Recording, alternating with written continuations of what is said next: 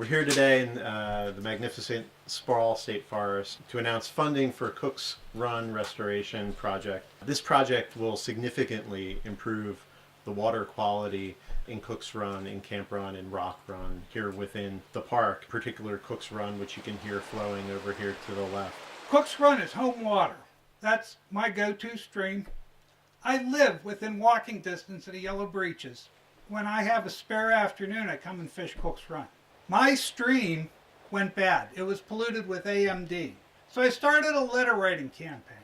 I wrote to practically anybody that would listen, legislators, congressmen, said, hey, we need to fix this. This stream's important.